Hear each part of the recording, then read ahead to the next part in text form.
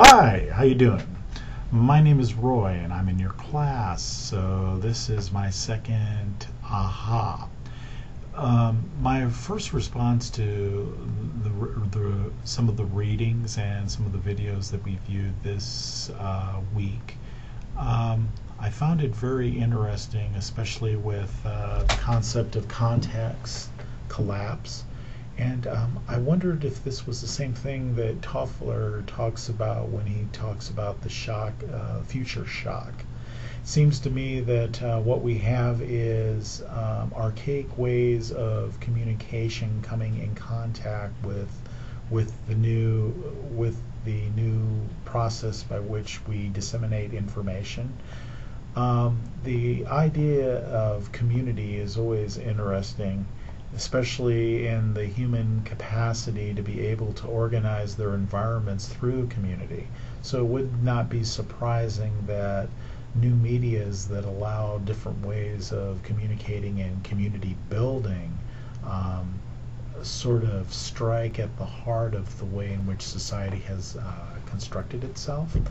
Some of the readings that I've done also on the internet seem to indicate that part of that our technological ability always far outstrip our ability to ethically deal with the technologies that we release, whether these technologies be psychological or philosophical, or in this case products of a material culture.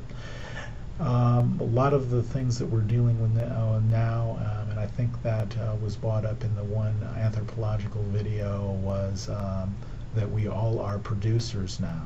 So we all are producers of information, and we seem to enter into strange feedback loops of which the information as it comes in becomes more and more strange as it goes through different hands or different ways of perceiving. So more or less we're dealing with those I believe, what was that in elementary school, where you whispered in one person's ear and the communication would come back to you, and the communication was far different than the original message sent. So in one sense, human beings have like the capacity to take in knowledge and then make it unique. And this uniqueness runs full course. So what these new media technologies allow us to do is to be able to structure very flexibly and differentiate between context and, or I should say content and style. So probably we're going to see even more a shifting in these concepts as new technologies come online. That's pretty much the only response that I had. It was interesting to read about censorship in a digital age, and there have been many instances of the new censorship in the new media.